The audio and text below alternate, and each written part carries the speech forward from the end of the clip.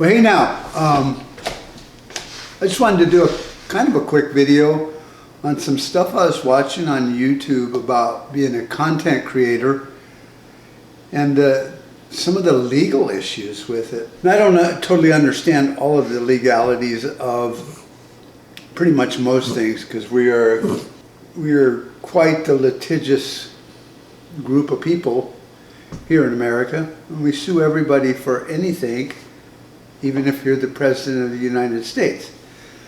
So when it comes to content creation, there's some things you have to be worried about. If you're doing collaborative videos, you might need them to sign something saying this is your product and your video, not theirs, even though they're helping you with it. Stuff like that, but a lot of that's common sense, and most people probably are not the dicks that we think they are.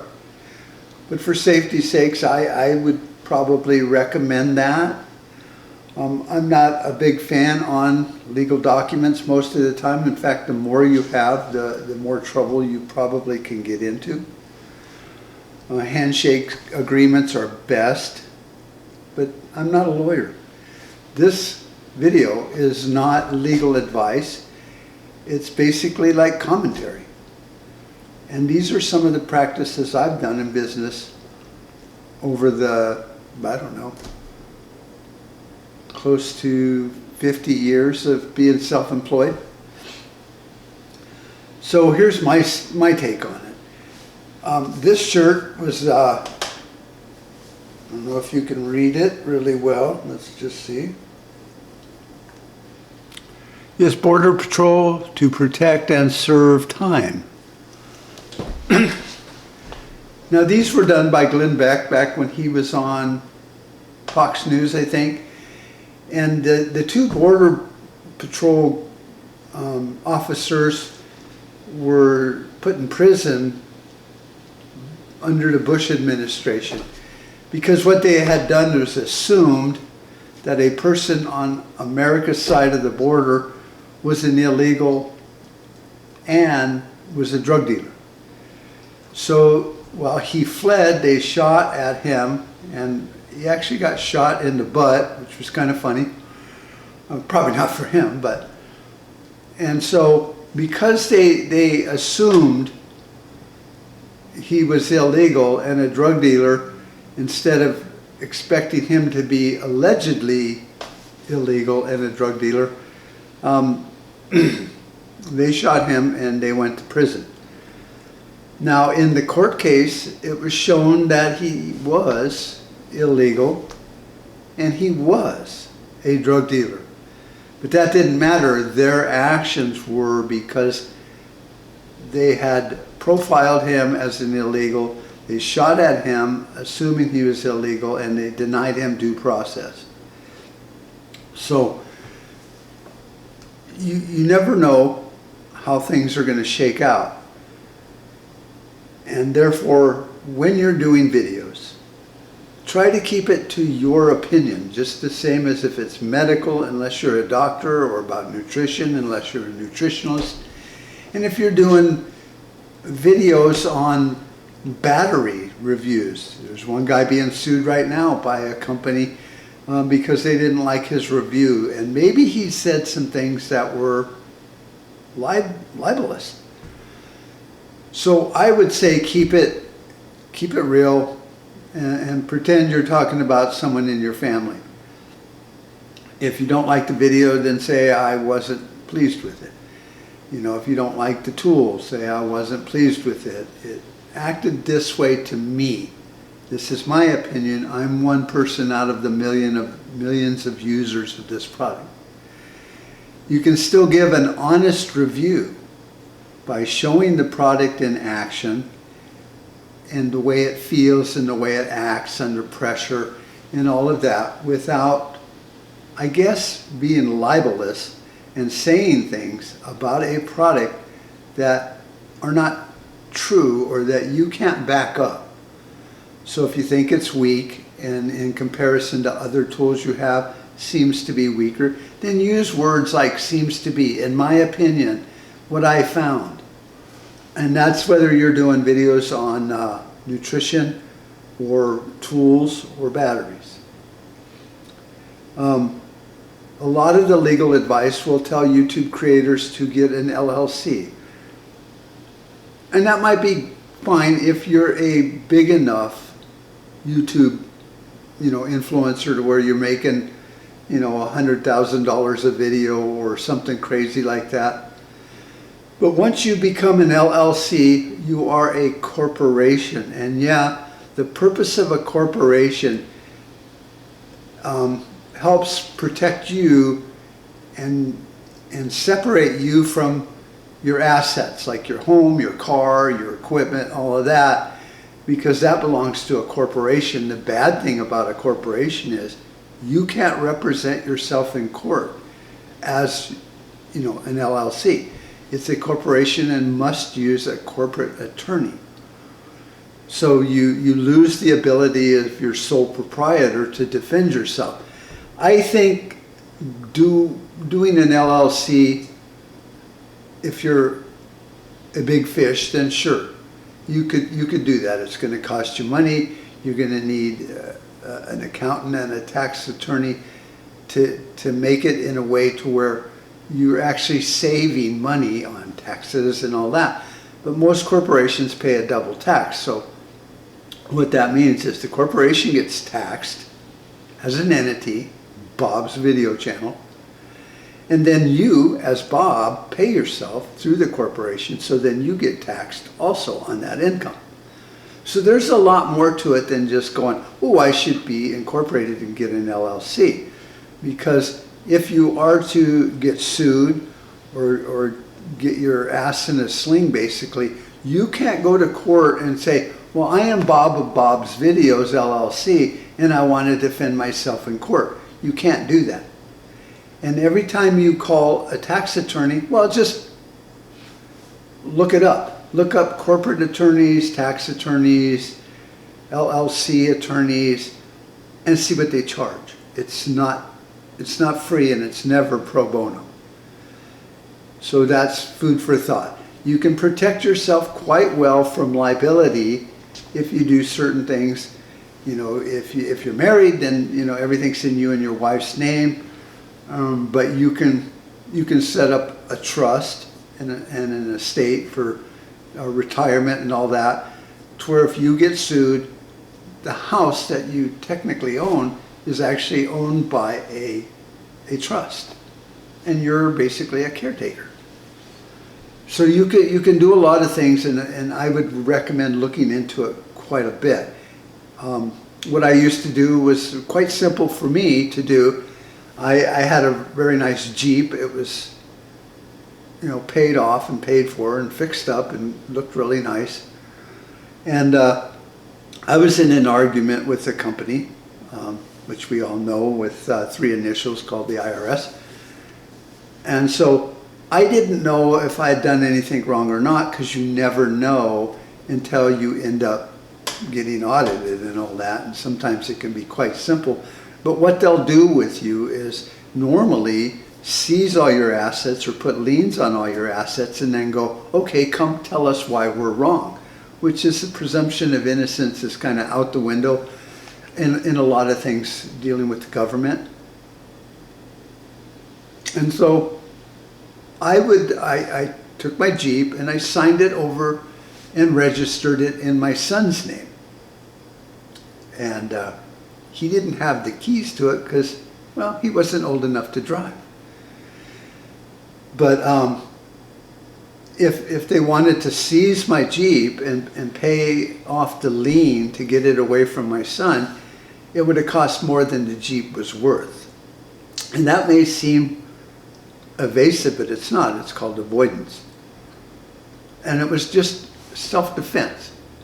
I had things removed from my liability in my life.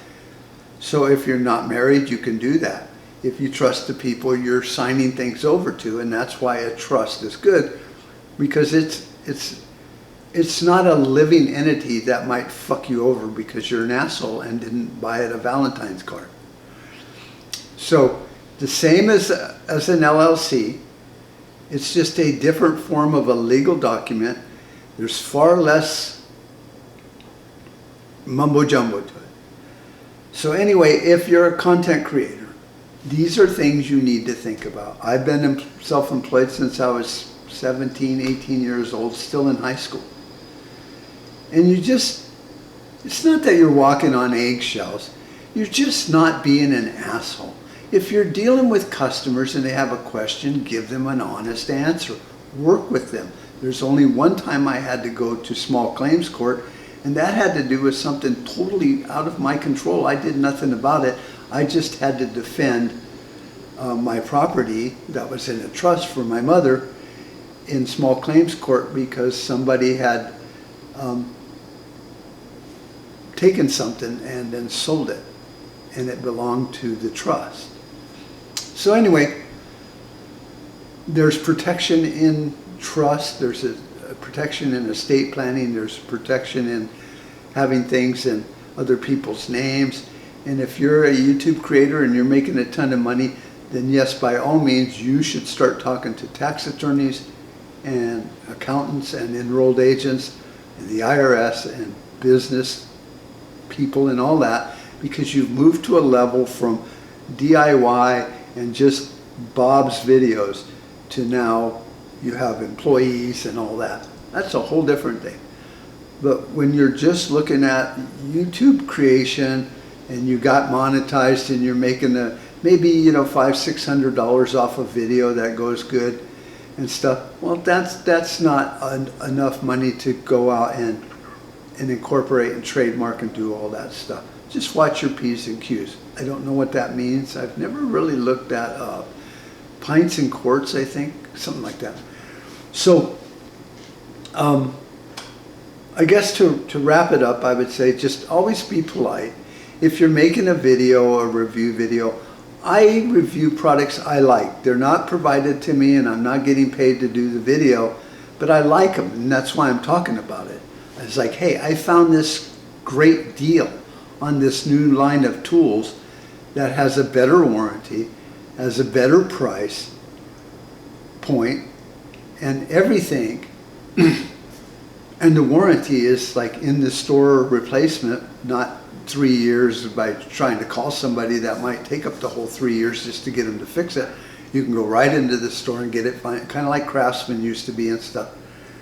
And so I like it, and I explain to people my upside to owning those tools.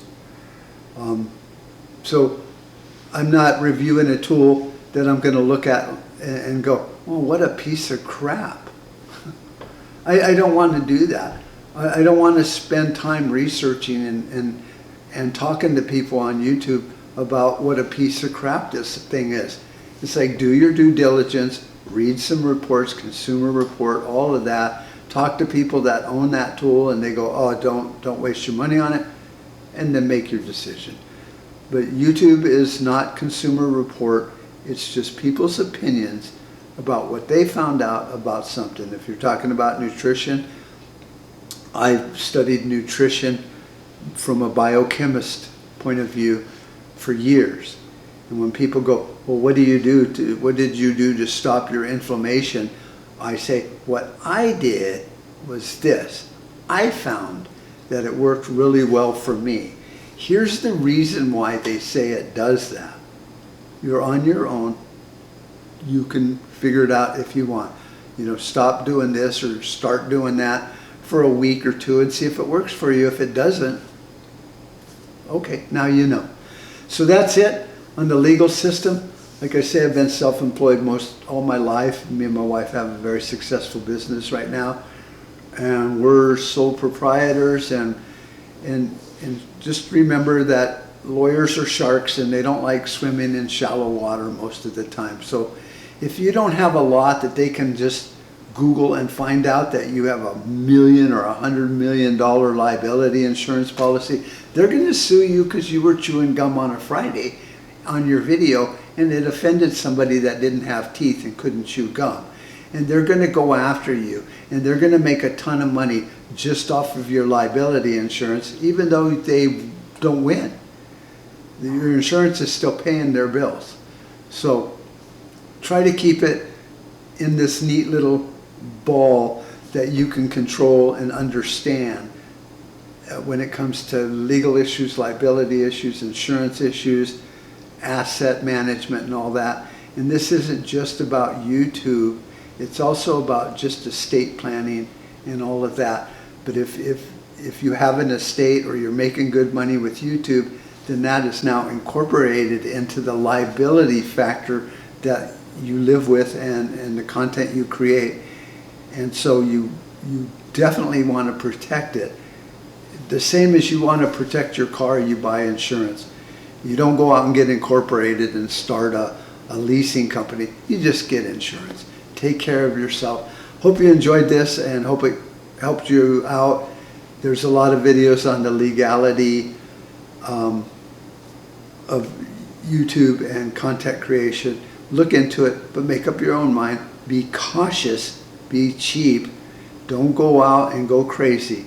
Just don't be an asshole. So what I want to say before I wrap up is, if you have any questions about what I'm talking about, because I can't get everything into a video and have it make sense, because the legal system is quite disjointed. Put a comment here on the video, ask me a quick question, and I will try to figure that out. Like I said, it's not legal advice. Common sense is usually your best thing. I do spend a lot of time watching videos by lawyers regarding gun rights, talking to police, getting tickets, things like we're talking about here. And you can learn a lot watching these videos. You don't need to have on-the-job training, and you don't need to do this by experience, by getting arrested and then figuring it out. Just watch it and learn how to talk to police, how to talk to anybody, how not to get sued, how not to piss somebody off. So leave a comment if you like this and you feel that anything came out of it useful, which I always find funny because I kind of ramble a lot, as you know. Like it, share it, send it to some friends. That would be great. My channel's been growing, and I want to thank many of you for that. My subscriber base is getting up. I've had a few videos do really well, so that's good. And this whole new setup here with this camera and everything, I think is helping. It's a learning curve. I'm really good at what I do for a living, which is laying floor covering and business and marketing and all that I went to college for. Video, all of this shit is not my forte. So I'm Forrest Gumping my way through it like many YouTube creators. But hey, that's what I think YouTube is all about. It's like Facebook. It's not meant to be the end-all be-all communications among people. It's people talking in a big giant room called the internet. And if we get something out of it and you find something you like, then hey, share it. So anyway, I just wanted to add that in to this video, because I always forget to do my self-promoting bastard shit. Talk to you later. Bye-bye.